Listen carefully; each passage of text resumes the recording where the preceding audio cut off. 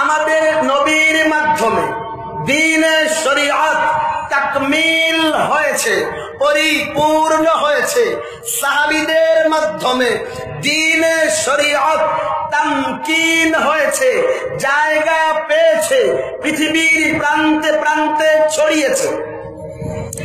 এবার 3 নম্বর কাজ, তাদবিন দ্বীন, দ্বীনকে সংকলিত করতে হবে, একত্র করতে হবে। কে করেছেন সেই কাজ? আল্লামা জালালউদ্দিন সুয়ুতী রাহমাতুল্লাহ আলাইহি বলেন, ইন্না আউওয়ালা মান দাওয়ানা ইলমুশ শরীআতি মুবাওয়াদান ওয়া মুফাসসালান ফাহুয়া আবু হানিফা। আল্লামা জালালউদ্দিন সুয়ুতী রাহমাতুল্লাহ আলাইহি বলেন, যিনি সর্বপ্রথম গোটা বিশ্বের সামনে দ্বীনে শরীয়তকে বাব বাব করে, ফসল ফসল করে, ওযুর মাসাইলকে, গোসলের মাসাইলকে, পারিবারিক মাসাইলকে, রাষ্ট্রীয় মাসাইলকে, স্বরাষ্ট্র নীতির মাসাইলকে, জিহাদের মাসাইলকে, মানুষের দৈনন্দিন জীবনের সমস্ত মাসাইলকে, জন্ম থেকে নিয়ে মৃত্যু পর্যন্ত মানুষের সর্বাঙ্গীন জীবনের মাসাইলকে যেই ব্যক্তিত্ব সর্বপ্রথম অধ্যায় অধ্যায় করে, পরিচ্ছেদ পরিচ্ছেদ করে, আলাদা শিরোনাম দিয়ে দিয়ে লিপিবদ্ধ আকারে জাতির সামনে পেশ করেছেন, সেই ব্যক্তিত্বের নাম ইমামে আযম, ইমাম আবু হানিফা। তাহলে আমাদের নবীর মাধ্যমে দ্বীনে শরীয়ত পূর্ণ হয়েছে, সাহাবীদের মাধ্যমে সেই দ্বীন গোটা বিশ্বে ছড়িয়ে পড়েছে, আর আমাদের মাযহাবের ইমামের মাধ্যমে সেই দ্বীন একত্রিত হয়েছে, একত্রিত আকারে, লিপিবদ্ধ আকারে জাতির সামনে সর্বপ্রথম উপস্থাপিত হয়েছে। আরেক শব্দ বলি, আমাদের নবীর তিনি হলেন এমন ব্যক্তিত্ব যিনি হলেন সাহেবে হিদায়াত, হিদায়াতের মূল আলোক রশ্মি, হিদায়াতের মূল আলোক। আমার সাথে কিন্তু জবাব দিতে হবে, আমি অসুস্থ মানুষ, এরপরে পুরা 1 ঘন্টা লাগাতার বকবক করব, আর আপনারা মাঝে মাঝে একটু হুয়া করতে পারবেন না? আমার কথা মনে আপনারা বুঝেন না? আমি অসুস্থ শরীর নিয়ে যদি লাগাতার টানা কথা বলতে পারি, আপনারা মাঝে মাঝে একটু হুয়া করতে পারবেন না? হুয়া করলে আমার মনে হয় আপনারা আমার কথা বুঝতেছেন। আমি তো আপনাদের এলাকারই মানুষ, আমার কথা কি আপনারা বুঝেন? আমাদের নবী হলেন সাহেবে হিদায়াত, হিদায়াতের মূল আলোক রশ্মি, হিদায়াতের মূল আলোক। সাহাবায়ে কেরাম হলেন নুজুমে হিদায়াত, নুজুমে হিদায়াতের তারকা, হিদায়াতের। সাহাবীদেরকে আমরা মানি না? 3 নাম্বার, আমাদের মাযহাবের ইমাম, যেই ইমাম, যেই মুজতাহিদ, যেই ফকিহ এর অনুসরণে আল্লাহর শরীয়ত মানি, শরীয়ত মানি কার? যেই মুজতাহিদ, যেই ফকিহ, যেই ইমামের অনুসরণে আল্লাহর শরীয়ত মানি, সেই ইমাম, সেই মুজতাহিদ, সেই ফকিহ হলেন চেরাগে হিদায়াত, চেরাগে হিদায়াতের বাতি, হিদায়াতের। দুপুর বেলা যখন মধ্য আকাশে সূর্য থাকে, ওই সময় হারিকেনের খুব দরকার, মোমবাতি তো খুব জরুরি। এই লাইটের, লাইট, মোমবাতি, হারিকেনের কখন দরকার হয়? যখন সূর্যের ওই দীপ্যমান আলোটা ডুবে যায়, ভালো করে বুঝতে হবে। এবং এই পৃথিবীর উপরে আগে থেকেই যেই বস্তুগুলো আছে, আগে থেকে যেই বস্তুগুলো, কিন্তু আমাদের চোখের পাওয়ারের কমতির কারণে ওই বস্তুটা আমরা দেখতে পাই। তখন আমরা হারিকেন, মোমবাতি, লাইট জ্বালিয়ে পৃথিবীর বুকে আগে থেকে থাকা বস্তুটাকে দেখি। আগে থেকে থাকা বস্তুটাকে লাইট কোনো কিছু বানায় না দেখায়? লাইট কোনো কিছু বানায়? রাত্রে করে হারিকেন জ্বালাইলে হারিকেনের আলো কোনো কিছু বানায় না দেখায়? বস্তুটা ছিল, কিন্তু আমার চোখের পাওয়ার কম, এই জন্য আমি দেখতে পাচ্ছিলাম। তখন লাইট জ্বালাই, মোমবাতি জ্বালাই, হারিকেন জ্বালাই, ওই হারিকেনের ফোকাসে আমি ওই বস্তুটাকে দেখি। ওই বস্তুটাকে ঠিক তেমনি ভাবে আল্লাহ রাব্বুল আলামিন তার পবিত্র কালামের ভিতরে এবং নবীর হাদিসের অন্দরে নামাজের ফরজগুলি, ওযুর ফরজগুলি, ওযুর মুস্তাহাবগুলি, ওযু ভঙ্গের কারণগুলি, নামাজের ফারায়েজগুলি, নামাজের শারায়েতগুলি, নামাজের মাকরুহাতগুলি, বৈবাহিক জীবনের পরিপূর্ণ হালাতের জিন্দেগির বিধানাবলী, লেনদেনের বিধানাবলী, সব কিছুকে আল্লাহ রাব্বুল আলামিন কোরআনের ভিতরে হাদিসের অন্দরে লুকিয়ে রেখেছেন। কিন্তু আমাদের জ্ঞানের স্বল্পতার কারণে, আমাদের জ্ঞানের কমতির কারণে কোরআন খুলে, হাদিস খুলে, ওযুর ফরজ নাম্বার আকারে আলাদা শিরোনাম দিয়ে দিয়ে নাম্বার আকারে কোরআন হাদিসে দেখতে পাই, কোরআন হাদিসে দেখতে পাই। কিন্তু এই কোরআনে ওযুর ফরজ রয়েছে, হাদিসে ওযু ভঙ্গের কারণ রয়েছে, ওযুর মুস্তাহাব রয়েছে, নামাজ ভঙ্গের কারণ রয়েছে, কিন্তু নাম্বার দিয়ে দিয়ে, শিরোনাম দিয়ে দিয়ে এই কোরআনে আমাদের জ্ঞানের কমতির কারণে কোরআন খুলে, হাদিস খুলে সেগুলোকে দেখতে পাই।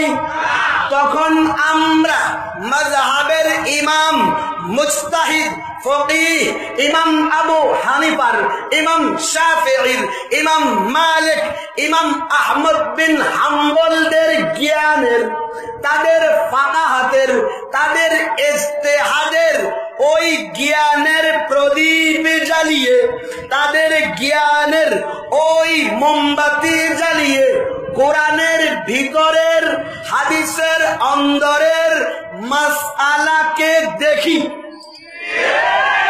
মাসআলাকে তাদের ইলম, তাদের জ্ঞানের ওই ফোকাসে মাসআলা কোরআনের, মাসআলা হাদিসের, এগুলো তাদের জ্ঞানের ফোকাসে ভেসে উঠে, তারা মাসআলা বানান। মাযহাবের ইমামরা মাসআলা বানাইছেন? বানাইছেন না দেখাইছেন? কি করেছেন? যেমন লাইট গুলো কোনো কিছু বানায় না দেখায়, মাযহাবের ইমামরা মাসআলা বানাইছে। কি করেছেন তারা? তাদের জ্ঞান দিয়ে, তাদের ইলম ফাকাহাত দিয়ে, তাদের ওই ইলমের ফোকাসে আমাদের সামনে ওযুর ফরজগুলি তুলে ধরেছেন, নামাজের ফরজগুলি তুলে ধরেছেন। মাসালাগুলি বানান। ইমান মজবুত হয়েছে তো? আরেক শব্দ ভালো করে বুঝবেন। আমরা বলি সমুদ্রের তলদেশে, আচ্ছা এই উদাহরণ, আরেকটা উদাহরণ, এই মাধবদী কেন্দ্রীয় জামে মসজিদ, ভালো করে বুঝবেন। কথার কথা 3 দিন আগে নির্মিত হয়েছে। এখন এই মসজিদ নির্মিত হবার পরে পানি লাগবে কি লাগবে না? পানি লাগবে না ওযু করার জন্য? এখন সবার পক্ষে এই মাটি খনন করে জমিনের নিচ থেকে পানি বের করে ওযু করা সম্ভব, কিন্তু সবার পানি লাগবে না। ভালো করে বুঝুন কথার কথা। এই এলাকার একজন চেয়ারম্যান সাহেব, তার নাম আব্দুল করিম চেয়ারম্যান। তো আব্দুল করিম চেয়ারম্যান সাহেব এসে বললেন, মাধবদী এলাকাবাসীর জন্য পানি প্রয়োজন, কিন্তু সবার পক্ষে এই পানি জমিনের নিচ থেকে বের করা সম্ভব না। তখন এই আব্দুল করিম চেয়ারম্যান তার নিজের মুজাহাদা, তার মেহনত, তার প্রচেষ্টা দিয়ে এই জমিনের নিচ থেকে পানিটা আমাদের জন্য প্রকাশ করে দিয়ে একটা কুয়া খনন করে দিল। কি খনন করে দিল? পানি পানি পানি। কুয়া ছিলেন তো আপনারা? আমাদের এলাকার মানুষ কুয়া তো চিনার, কুয়া চিনেন না? কূপ, কূপ। এখন অনেক সময় যেই ব্যক্তি যেই কাজটা করে দেয় এটা তার নামে হয়ে যায় না? তো এই কূপের নাম হয়ে গেছে আব্দুল করিমের কূপের পানি। আব্দুল করিমের কূপের এরকম হয় না? মেয়র হারি ফ্লাইওভার হয় না এরকম? তো কূপের নাম কি হয়ে গেছে? আব্দুল করিমের কূপের। এবার এই আব্দুল করিমের কূপের পানি দিয়া মাধবদীর এলাকার মুসল্লিরা প্রত্যেকদিন ওযু করে, মসজিদে গিয়ে ইবাদত আব্দুল করিমের করে না আল্লাহর করে? আচ্ছা, এবার আপনাদের এলাকায় আসলো একজন শায়েখ বিন মাদানী। ছিলেন তো ওদেরকে? ওই দিন 5 জোড়া চিনাইছিলাম, ভুলে গেছেন? শুরুতে শায়েখ, শুরুতে কি? শুরুতে মাওলানা মুফতি না শায়েখ? মাঝখানে বিন, মাঝখানে কি? শেষে মাদানী অথবা সালাফি। মাদানী অথবা, এদেরকে মনে ছিলেন না? ছিলেন নি ওদের? যে এলাকায় ঢুকে ওই এলাকায় ফেতনা করে কি করে না? যে মসজিদে ঢুকে ওই মসজিদে ফেতনা করে কি করে না? ওই 5 জনের বলে গিয়েছিলাম এরা, এদের নাম আহলে হাদিস না আহলে ওয়াসওয়াসা? আহলে ওয়াসওয়াসা দেখি দেন। বলবে টুপি পাগড়ি মাথায় কেন? আপনি বলবেন আমি তাবলীগের চিল্লা দিয়ে আসছি, বলবে ও তুই ইলিয়াসি তাবলীগ করিস। কি তাবলীগ করিস? ইলিয়াসি তাবলীগের ফাজাইলে আমলের শিরিক আছে, ফাজাইলে আমাদের শিরিক আছে, সুতরাং তুই মুশরিক। বলে কি বলে না? ও যখন এই ফতোয়া দেয় তখন আপনার মনে ভয় আসে না? হায় আমার তাবলীগ হয় কি হয় না? এই ওয়াসওয়াসা আসে কি আসে না? আরে আসে না? ও বলবে জিকির করিস কেন? আপনি বলবেন আমি সরমুনায় পীর সাহেবের মুরিদ হইছি। ও বলে ও তুই সরমুনায়ের মুরিদ হইছাস, সরমুনায়ের ভেদে মারফতে শিরিক আছে, সুতরাং তুই মুশরিক। নাউজুবিল্লাহ বলবেন না? ও যখন বলে আপনি মুশরিক তখন আপনার মনে ওয়াসওয়াসা আসে না? হায় আমার পীর মুরিদি হয় কি হয় না? এই ওয়াসওয়াসা আসে না? তো যারা এসে মসজিদ থেকে বেরিয়েছেন বলবে ইমামের পিছনে বুড়বুড় করেছিস কি করস নাই? আপনি বলবেন করি নাই। ও বলবে তাহলে তোর নামাজ হয় নাই। বলে কি বলে না? তো যারা এসে আমাদের নামাজে, আমাদের কালিমায়, আমাদের টুপিতে, আমাদের পাগড়িতে, আমাদের তাবলীগে, আমাদের পীর মুরিদিতে, আমাদের জিন্দেগির সব মাসালায় ওয়াসওয়াসা ঢুকিয়ে দেয়, এদের নাম আহলে হাদিস নয়, আহলে ওয়াসওয়াসা। গতবারও শিখাই গিয়েছিলাম দোয়া। যখনই আইসে বলবে টুপি হয় না, পাগড়ি হয় না, পীর মুরিদি হয় না, তাবলীগ হয় না, দোয়া শুরু করে দিবেন কুল আউযু বিরাব্বিন নাস ফার মালিকিন। এই সূরা মনে আপনারা পারেন না? ইলাহিন শারমিন শারমিন মিন শাররিল। আল্লাহ শিখাইছেন বান্দা দোয়া কর, আল্লাহ আমারে খান্নাসের ওয়াসওয়াসা থেকে বাঁচাও। খান্নাসের ওয়াসওয়াসা থেকে? প্রশ্ন হলো খান্নাস ওয়াসওয়াসা কোন জায়গায় দেয়? আল্লাহ জবাব দিয়েছেন আল্লাযী ইউওয়াসবিসু, আল্লাযী ফি সুদুরিন নাস। যে খান্নাস ওয়াসওয়াসা দেয় অন্তরে, কোন জায়গায়? এখন প্রশ্ন হলো মনের মাঝে ওয়াসওয়াসা সৃষ্টিকারী খান্নাস কি শুধু জিন রূপে শয়তান হয় না মানুষ হয়? আপনি বলবেন আল্লাহ থেকে জবাব দিবেন না? আল্লাহ বলেন মিনাল জিন্নাতি, মিনাল জিন্নাতি। আল্লাহ জানিয়ে দিয়েছেন মানুষের অন্তরে ওয়াসওয়াসা সৃষ্টিকারী খান্নাস শুধু ইবলিস রূপে জিন হয় না, বরং মানুষ হয়। আমি বলি ওই জিন রূপী খান্নাসের তুলনায় মানুষ রূপী খান্নাস বেশি ভয়ঙ্কর। এর কারণ কি? জিন রূপী খান্নাস আপনার মনে ওয়াসওয়াসা দেওয়ার জন্য সৌদি রুমালের ঘুমটা দিয়ে আসতে পারে, পিস টিভির বক্তা হয়ে আসতে পারে, আপনার মোবাইলে ঢুকতে পারে, আপনার জন্য মিথ্যা ওয়াসওয়াসা নির্ভর বই লিখা আপনারে ওয়াসওয়াসা দিতে পারে, আপনার মাহফিলের বক্তা হয়ে ওয়াসওয়াসা দিতে পারে।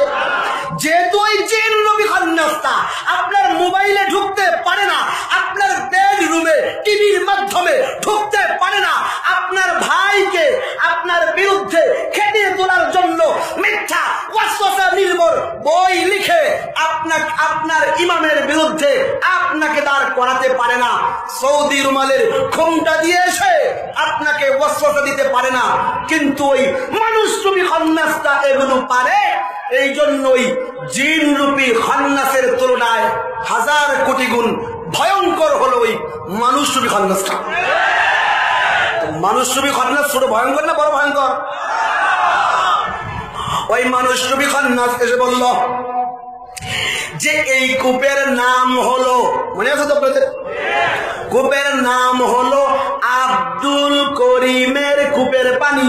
আব্দুল করিমের কূপের, এই কূপের পানিকে আল্লাহর কূপের পানি এরকম বলা হয়, নবীর কূপের পানি এরকম বলা হয়, বলা হয় আব্দুল করিমের কূপের পানি। বোঝা গেল এই কূপের পানির স্রষ্টা আল্লাহ নয়, বরং আব্দুল করিম। আর এই আব্দুল করিমের সৃষ্টি করা পানি দ্বারা যত মানুষ ওযু করে সবাই মুশরিক। নাউযুবিল্লাহ বলবেন না? 1 নম্বর ফতোয়া। ফতোয়া নাম্বার 2, এই কূপের পানি আমরা 3 দিন আগেও দেখি। বুঝা গেল এটি বেদাতি পানি। বেদাতি, এই বেদাতি পানি দ্বারা যত মানুষ ওযু করে সবাই বেদাতি। ফতোয়া দেবার পরে আমাদের মাধবদী পৌরসভার পক্ষ থেকে তাকে তো সংবর্ধনা দেওয়া দরকার। সংবর্ধনা দেওয়া দরকার না? ওই তো নোবেল পুরস্কারের জন্য নমিনেশন দেওয়া দরকার নাকি? এর কি বলবেন? আরে বেটা হাব, কূপের পানি শুধুমাত্র আব্দুল করিম তার মুজাহাদা দিয়ে এই এলাকার মানুষের জন্য প্রকাশ করে দিয়েছে। কি করে দিয়েছে? পানিটা বানাইছে, বলেন না, পানি বানাইছে। আর এই পানিটা আল্লাহ যেদিন থেকে জমিন সৃষ্টি করেছেন, জমিনের সেই সৃষ্টি লগ্ন থেকেই এই মাটির নিচে পানিটা ছিল। ছিল কি ছিল না? প্রকাশিত ছিল, প্রকাশিত ছিল, প্রয়োজনও ছিল না। প্রয়োজন যখন হয়েছে, আব্দুল করিমের জন্ম হয়েছে, সে এসে এই এলাকাবাসীর উপকারের জন্য তার মুজাহাদা মেহনত দিয়ে সে শুধু আল্লাহর সৃষ্টি করা পানিটা মানুষের জন্য প্রকাশ করে দিয়েছে। পানিটা বানাইছে। আর এই এলাকাবাসীর জন্য পানিটা প্রকাশ করে দিয়ে, যেহেতু আব্দুল করিম এলাকার মানুষের জন্য অনুগ্রহ করেছে, দয়া করেছে, এই জন্য এই এলাকার মানুষ প্রত্যেক 5 ওয়াক্ত নামাজে এসে এই পানির মাধ্যমে ওযু করে আর আব্দুল করিমের জন্য দোয়া করে। আব্দুল করিমের জন্য ইবাদত কার? আব্দুল করিমের ইবাদত কার? যেহেতু আব্দুল করিম পানিটা প্রকাশ করে দিয়ে যেই পানিটার প্রয়োজন গোটা মাধবদীবাসীর জন্য প্রয়োজন ছিল, সবার পক্ষে জমিন খনন করে আল্লাহর সৃষ্টি করা পানি বের করে করে ওযু করা সম্ভব ছিল না, কিন্তু সবার পানি প্রয়োজন। তখন আব্দুল করিম তার মুজাহাদা মেহনত প্রচেষ্টা দিয়ে আল্লাহর সৃষ্টি করা পানিটা এলাকাবাসীর জন্য শুধু প্রকাশ করে দিয়েছে।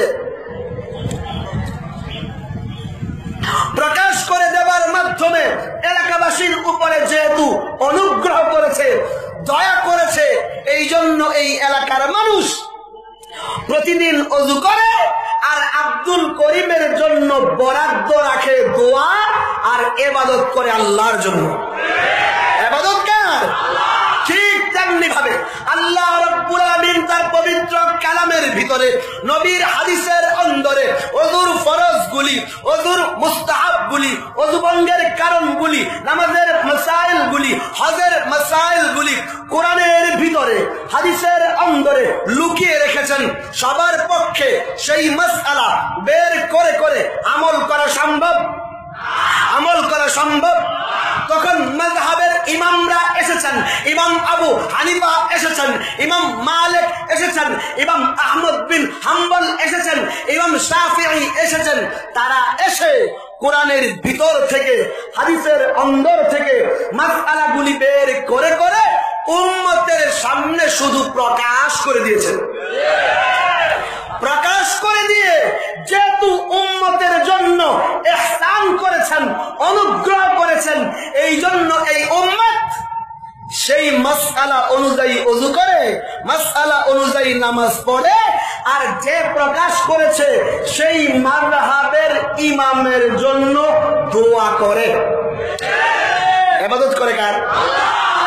যেহেতু মাযহাবের ইমাম তার প্রচেষ্টা, মেহনত, তার মুজাহাদা দিয়ে উম্মতের উপরে ইহসান করে মাসাইলগুলি প্রকাশ করে দিয়েছেন, যেই মাসআলাগুলি কোরআনের ভিতরে, হাদিসের অন্দরে নবীর জমানা থেকেই ছিল। ছিল কি ছিল না? তারা এসে প্রকাশ করে দিয়ে আমাদের উপরে বড় দয়া করেছেন, বড় অনুগ্রহ করেছেন। এই জন্য তাদের উদ্ভাবিত মাসাইল গুলি অনুপাতে ওযু করি, নামাজ পড়ি, জিন্দেগি চালাই, আর ওই প্রকাশক মাযহাবের ইমামের জন্য বরাদ্দ রাখি দোয়া আর ইবাদত। মাযহাবের ইমামের ইবাদত করি, যারা বলেন মাযহাবের ইমামের ইবাদত করি, ইবাদত কার? মাযহাব এখন আপনাদের বুঝে আসেনি, বুঝে আসে নাই? আর আব্দুল করিমের নামে কূপের নাম হলো, আসলে কি কূপের নাম তার হবার কারণে পানির স্রষ্টা আব্দুল করিম না আল্লাহ? তো মাযহাবের ইমামের নামে মাযহাব আমরা বলি, আসলে মাযহাব তাদের নয়, মাযহাব কোরআন এবং হাদিসের। আরো সহজ ভাষায় বলি, আপনারা বুঝবেন। ওদেরকে বলবেন, ওরা এসে ধোঁকা দেয়, বলবে ইমাম আবু হানিফা কি নবীর জামানায় ছিল? বলেন না কেন ছিল? ওরা তখন খুশি হবে, খুশি হয়ে বলবে হানাফি মাযহাব কি নবীর জামানায় ছিল? তখন যখন বলবেন আপনি না, ও তখন খুশিতে বগল বাজাবে আর বলবে ইমাম আবু হানিফা নবীর জামানায় ছিলেন না, সুতরাং হানাফি মাযহাব নবীর জামানায় ছিল।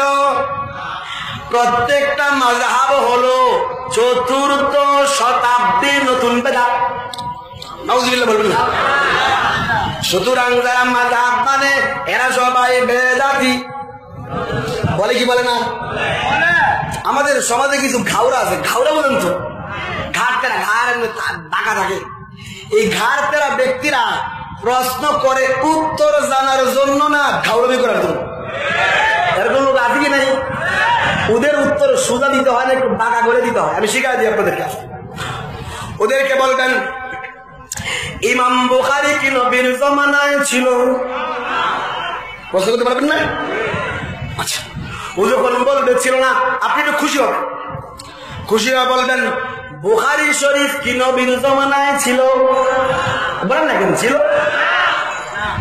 ওর মাথায় যদি আল্লাহ ঘিলু রাখেন, গোবর ছাড়া ঘিলু রাখেন, বলেন না কেন ঘিলু রাখেন, তাহলে সে বলবে ইমাম বুখারী নবীর জামানায় ছিল না, কথা সত্য। বুখারী শরীফও নবীর জমানায় ছিল না, কথা সত্য। কিন্তু ইমাম বুখারী তার বুখারী শরীফের প্রথম পৃষ্ঠা থেকে নিয়ে শেষ পৃষ্ঠা পর্যন্ত যতগুলি হাদিস এনেছেন, প্রত্যেকটা হাদিস অবশ্যই অবশ্যই নবীর জামানায় ছিল। ছিল কি ছিল না? কিন্তু বুখারী নামে ছিল, মুসলিম নামে ছিল, এর মানে হাদিস ছিল না? আরে ভাই ছিল কি ছিল না? কিন্তু বুখারী মুসলিম নামে ছিল। এতটুকু রাখেন। আরেকটা ওরে বলবেন বাপজান এই হাদিসটা তুমি কই পাইছো? ও বলবে এটি বুখারীর হাদিস, এটি বুখারীর। আপনি বলবেন তাহলে বোঝা গেল বেটা তুমি বুখারীর হাদিস মানো, নবীর হাদিস মানো না। ও বলবে না না না, হাদিসটা নবীর, হাদিসটা একত্র করেছেন ইমাম বুখারী, একত্র করেছেন। যেহেতু একত্র করেছেন ইমাম বুখারী, এই জন্য একত্রকারীর দিকে সম্বন্ধ করে, একত্রকারীর দিকে নিসবত করে বলি বুখারীর হাদিস। আসলে হাদিসটা বুখারীর না, হাদিসটা আমাদের নবীর। হাদিসটা নবীর হবার পরেও একত্র ইমাম বুখারী করার কারণে বলি এটি বুখারীর হাদিস, একত্র ইমাম মুসলিম হবার কারণে বলি এটি মুসলিমের হাদিস। আসলে হাদিস তো বুখারী মুসলিমের নয়, হাদিস আমাদের নবী। হাদিস কার? আপনিও তখন সিনা টান করে বলবেন, বুক টান করে বলবেন যেমনি ভাবে ইমাম বুখারী নবীর জামানায় ছিলেন না, বুখারী শরীফ নবীর জামানায় ছিল না, কিন্তু বুখারীর প্রত্যেকটা হাদিস নবীর জামানায় ছিল। ঠিক তেমনি ভাবে ইমাম আবু হানিফা নবীর জামানায় ছিলেন না, ইমাম শাফিঈ, ইমাম মালিক, ইমাম আহমদ বিন হাম্বল নবীর জামানায় ছিলেন না। তাদের হানাফি, শাফি, মালিকি, হাম্বলি নামে মাযহাব নবীর জামানায় ছিল না, কিন্তু তারা কোরআনের ভিতর থেকে, হাদিসের অন্দর থেকে যেই মাসআলাগুলি ইমাম আবু হানিফা, ইমাম শাফিঈ, ইমাম মালিক, ইমাম আহমদ বিন হাম্বলরা একত্র করেছেন, সেই মাসাইলগুলি কোরআনের ভিতরে, হাদিসের অন্দরে নবীর জামানা থেকেই ছিল। কিন্তু হানাফি, শাফি, মালিকি এই শিরোনামে ছিল, এই শিরোনামে ছিল। যেমন বুখারীর হাদিস ছিল, বুখারী নামে ছিল, বুঝলেন না? বলেন বুখারী নামে ছিল। তো হানাফি মাযহাব ছিল, হানাফি নামে ছিল, হানাফি নামে ছিল। যেমনি ভাবে হাদিসটা নবীর হবার পরেও একত্র ইমাম বুখারী করেছেন, এই জন্য নবীর হাদিস সরাসরি না বলে বলি কি বুখারীর হাদিস, বলি বলি বুখারীর। আসলে কি বুখারীর না নবীর? ঠিক তেমনি ভাবে মাসআলা, মাযহাবটা কোরআন এবং হাদিসের একত্র করেছেন ইমাম আবু হানিফা। এই জন্য একত্রকারীর দিকে নিসবত করে, একত্রকারীর দিকে সম্বোধন করে বলি এটি হানাফি মাযহাব। আসলে হানাফি মাযহাব নয়, মাযহাব কোরআন এবং হাদিসের। মাযহাব কোন জায়গা? কিন্তু একত্র করেছেন যেহেতু তারা, আর একত্রকারীর দিকে সম্বন্ধ করে ওই মাসআলার সম্বন্ধ করা হয়, নিসবত করা হয়। যেমন হাদিস নবীর হবার পরেও বুখারী মুসলিমের বলি। এখনো আপনাদের কাছে মাযহাব পরিষ্কার হয়নি? হয়নি? আরেকটা উদাহরণ আর পরিষ্কার হয়। আমরা বলি, একটু আগে আমরা নামাজ পড়ছি না, আসরের নামাজ। আসরের নামাজের সময় ইমাম রুকু করলে আমরা সবাই সেজদায় যাই। ইমাম সালাম ফিরাইলে আপনি, এখন আপনার এলাকায় একজন শায়েখ আসলো, মনে আছে তো? শায়েখ বিন মাদানী সাহেব এসে বলল, এই যে ইমাম সাহেব, এই ইমাম সাহেবকে ইমাম বানানোর কথা কোরআনেও আসে নাই, হাদিসে। আপনাদের এলাকার ইমাম সাহেবের নাম মনে হয় কোরআন শরীফ আসছে, হাদিসে তো অবশ্যই। ও বলল এই লোকটারে ইমাম বানানোর কথা কোরআনেও আসে নাই, হাদিসেও। বলেন না কেন? কোরআনেও আসে নাই, হাদিসেও। অথচ এই লোকটারে ইমাম বানাইছে মাধবদীবাসী। এরপরে ইমাম দাঁড়ায় তো মুসল্লি সব দাঁড়ায়, ইমাম মাথা নোয়ায় তো মুসল্লিও নোয়ায়, ইমাম ডান দিকে মাথা ফিরায় তো মুসল্লিও ফিরায়। অথচ এই লোকটারে ইমাম বানানোর কথা কোরআনেও আসে নাই, হাদিসেও। সুতরাং বোঝা গেল ইমাম সাহেব তো সরাসরি আল্লাহর জন্য রুকু করে, আল্লাহর জন্য সেজদা দেয়। আর মুসল্লিদের যেহেতু এই ব্যক্তিকে ইমাম বানানোর কথা কোরআন হাদিসে আসে নাই, এরপরও ইমাম বানাইছে। বোঝা গেল ইমামের নামাজ আল্লাহর জন্য, আর মুসল্লির নামাজ সব ইমামের জন্য। ইমাম সাহেব আল্লাহর জন্য ইবাদত করে, আর মুসল্লি ইমামের জন্য ইবাদত করে। এরকম ফতোয়া দেবার পরে ওই শায়েখ বিন মাদানীকে তো আমাদের নরসিংদীবাসীর পক্ষ থেকে ফুলের শুভেচ্ছা দেওয়া দরকার নাকি? ওরে কি বলবে? আরে দাদা, আমার ইমামের নাম কোরআন হাদিসে আসে। আরে কোরআন হাদিসে আসে। ইমাম কারা বানায়? যাদের ইমাম দরকার, যাদের ইমাম, ইমামের নাম কোরআনে আসে, হাদিসে আসে। সেই ইমামরা যদি ইমাম বানানোর জন্য কোরআন হাদিসের নাম ঠিকানা আসা লাগতো, তাহলে আমাদের এই নরসিংদীর মসজিদগুলোর ইমামের আর নাম ঠিকানা দিয়া 30 পারা কোরআন শেষ হয়ে যেত না? আরে যাইতো কি যেত না? যে ইমামের নাম কোরআন শরীফে আছে, হাদিসে আছে, যে ইমামের নাম কোরআন থেকে দেখাতে বলে ওই ব্যক্তি জ্ঞানী না আহম্ম? আমার সামনে তো বলতেছেন আহম্ম, কিন্তু ওরা যখন আইসা বলে ইমাম আবু হানিফাকে ইমাম মানো, তো ইমাম আবু হানিফার নাম কোরআন এবং সহিহ হাদিস থেকে দেখাও, তখন তাকে কেন বলেন না বেটা আহম্ম? ইমামের নাম কোরআন হাদিসে আছে, কোরআন হাদিসে আছে। ওদের এই প্রশ্ন ইমামের নাম কোরআন হাদিস থেকে দেখাতে বলে, এটা জ্ঞানীর প্রশ্ন না আহম্মকের প্রশ্ন? বুঝছেন তো? ওরে কি বলবেন যে ইমাম যে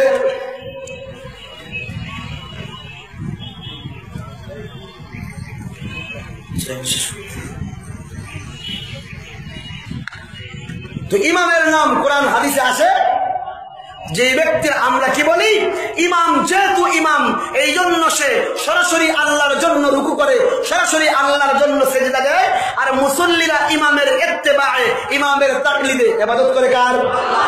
ইমামের ইবাদত করে। ঠিক তেমনি ভাবে মাযহাবের ইমামরা যেহেতু ইমাম, এই জন্য তারা নিজে নিজে কোরআন হাদিস থেকে মাসাইল বের করে আমল করেন, আর আমরা মাযহাবের ইমামের ইত্তেবায়ে, তার তাকলিদে ইবাদত করি। কার? যেহেতু সময় আমার শেষ হয়ে গেছে, আরেকটা জিনিস প্রশ্নের জবাব দিয়ে আমি শেষ করে দিচ্ছি। ওরা প্রায় বলে যে মাযহাব মানার কারণে মানুষ দলে দলে বিভক্ত হয়ে গেছে, বলে কি বলে না? বলে নাই কোথায়? চলুন কোরআন এবং সহিহ হাদিস মানি, সহিহ হাদিস মানলে আর কোনো মতভেদ থাকবে না, বলে কি বলে না? আর ওদের শায়েখদের বই আছে, আকরামুজ্জামান বিন আব্দুস সালামের লেখা পর্যালোচনা ও চ্যালেঞ্জ, এই বইয়ের মধ্যে সে বলছে সহিহ হাদিস মানলে আর কোনো বিভক্তি থাকে? বিভক্তিগুলি আসছে নাকি মাযহাব মানার কারণে? সময় অল্প, আমি দ্রুত আপনাদেরকে কয়েকটা। ওরা সহিহ হাদিস মানলে বিভক্তি থাকে না, এটি শুধুমাত্র তাদের মুখরোচক বক্তব্য, বরং এর উল্টা সহিহ হাদিসের নামে আমাদের বাংলাদেশের সবচেয়ে সংখ্যালঘু সম্প্রদায়ের তুলনায় সংখ্যালঘু হবার পরেও এদের এক শায়েখের সাথে আরেক শায়েখের অসংখ্য মতভেদ। আমি শুধু দু একটা উদাহরণ দিই। আলবানী সাহেবের, শায়েখ নাসিরউদ্দিন আলবানী সাহেবের নামাজের বই রয়েছে নবী সাল্লাল্লাহু আলাইহি ওয়াসাল্লামের সালাত আদায়ের পদ্ধতি। বইয়ের নাম কি? নবী সাল্লাল্লাহু আলাইহি ওয়াসাল্লামের সালাত আদায়ের, এই সেই বই। আমাদের শায়েখ না ওদের শায়েখ? নবী সাল্লাল্লাহু আলাইহি ওয়াসাল্লামের সালাত আদায়ের পদ্ধতি, এই বইয়ের 85 নম্বর পৃষ্ঠা। কত নম্বর পৃষ্ঠা ভাই? 83 নম্বর পৃষ্ঠা। 83 লিখছে, সরব কেরাত সম্পন্ন সালাতে ইমামের পিছনে কেরাত পড়ার বিধান রহিত। সরব কেরাত বুঝেন তো? মাগরিব, এশা আর ফজর, এই 3 ওয়াক্ত নামাজে ইমামের পিছনে বুরবুর করা যাবে না। কে বলছেন? নাসিরউদ্দিন আলবানী, আমাদের শেখ। আর উনি বললেন এই 3 নামাজে ইমামের পিছনে বুরবুর করা যাবে, মানে ইমামের পিছনে সূরা ফাতিহা পড়া যাবে। বের করেছেন তাদের নিজস্ব পাবলিকেশন, তাওহীদ পাবলিকেশন থেকে। এবার আপনাদেরকে দেখাই ওদের আরেক শায়েখ, আহলে হাদিস আন্দোলনের সভাপতি ডক্টর আসাদুল্লাহ গালিবের লেখা সালাতুর রাসূল সাল্লাল্লাহু আলাইহি ওয়াসাল্লাম, এই বইয়ের 88 নম্বর পৃষ্ঠা। কত নম্বর পৃষ্ঠা? লিখছে, ইমাম ও মুক্তাদি সকলের জন্য সকল প্রকার সালাতে প্রতি রাকাতে সূরা ফাতিহা পাঠ করা ফরজ। পাঠ করা, আচ্ছা ফরজ যদি কোনো ব্যক্তি ছেড়ে দেয় এর নামাজ হয়? আচ্ছা, একই বললো সব নামাজে পড়া ফরজ। আর আলবানী সাহেব বললেন মাগরিব, এশার, ফজরে পড়া লাগবে না। তাহলে ডক্টর আসাদুল্লাহ গালিবের ফতোয়ায় শায়েখ নাসিরউদ্দিন আলবানীর জিন্দেগি তো মাগরিব, এশা আর ফজরের নামাজ জিন্দেগি তো হয় না। শুধু তাই নয়, আরেকটা দেখাই, সময় কমে গেছে। ওদের একজন শায়েখ হলো শায়েখ মুরাদ বিন আমজাদ। নাম কি? শায়েখ মুরাদ বিন, শায়েখ মুরাদ বিন, শায়েখ মুরাদ বিন আমজাদের বই সহিহ আকীদার মানদণ্ডে তাবলীগী নিসাব, সহিহ আকীদার মানদণ্ডে তাবলীগী, এই বইয়ের 241 নম্বর পৃষ্ঠা। আচ্ছা, এটা দেখানোর আগে ওদের ওইটা দেখাই, ফাতাওয়া আরকানুল ইসলাম। ফাতাওয়া আরকানুল ইসলাম ওই দিন দেখিয়েছিলাম। ফাতাওয়া আরকানুল ইসলাম মোহাম্মদ শায়েখ মোহাম্মদ বিন সালেহ আল উসাইমিন এবং বাংলাদেশের পিস টিভির বক্তা শায়েখ আকরামুজ্জামান বিন আব্দুস সালামের সম্পাদিত এই বইয়ের 382 নম্বর, এই বইয়ের 390 নম্বর পৃষ্ঠা। কত নম্বর পৃষ্ঠা ভাই? 390 নম্বর পৃষ্ঠার শেষে তিনি লিখেছেন, তাসবিহ দানা ব্যবহার করা জায়েজ। তাসবিহ দানা ব্যবহার করা, আমরা তাসবিহ দিয়ে জিকির করি না, তিনি কেন লিখলেন তাসবিহ দানা ব্যবহার করা। আকরামুজ্জামান বিন আব্দুস সালাম পিস টিভির বক্তা। কোন টিভির বক্তা? আচ্ছা, এবারে দেখাই তার ছাত্র মুরাদ বিন আমদাদের বই সহিহ আকীদার মানদণ্ডে তাবলীগী নিসাব। সহিহ আকীদার মানদণ্ডে তাবলীগী 241 নম্বর পৃষ্ঠায় এই হুজুরে উপরে শিরোনাম দিয়েছেন। শিরোনামটা কি? তাসবিহ দ্বারা জিকির করা বেদাত। তাসবিহ দ্বারা জিকির করা, তাহলে এই মুরাদ বিন আমজাদের ফতুয়ায় আকরামুজ্জামান বিন আব্দুস সালাম সুন্নতি থাকলো না বেদাতি হইল? এবার আমরা ওদেরকে প্রশ্ন করতে পারি না ভাবতাম, পৃথিবীর অধিকাংশ মানুষ তো মাযহাব মানে, তো তাদের মাঝে না হয় মতভেদ হতে পারে, কিন্তু তোমরা তো বাংলাদেশের সংখ্যালঘু হিন্দু সম্প্রদায়ের চেয়েও সংখ্যালঘু নাকি? এরা বড় দল। তো এত সংখ্যালঘু হবার পরেও তোমাদের মাঝে এত মতভেদ কেন? আমি আপনাদেরকে লাইন ধরিয়ে ফেলতে পারবো। ওদের এক বই আরেক বইয়ের খেলাফ, এক শায়েখের ফতুয়ায় আরেক শায়েখ বেদাতি, আরেক শায়েখের ফতুয়ায় আরেকজনের নামাজি হয় না। আল্লাহ রাব্বুল আলামিন আমাদের তাদের ফিতনাবাজি, মিথ্যাচার এবং ধোঁকা থেকে আমাদের ঈমান এবং আমালকে হেফাজত করুন। ওয়া আখিরু দাওয়ানা আলহামদুলিল্লাহি রাব্বিল আলামিন। আসসালামু আলাইকুম।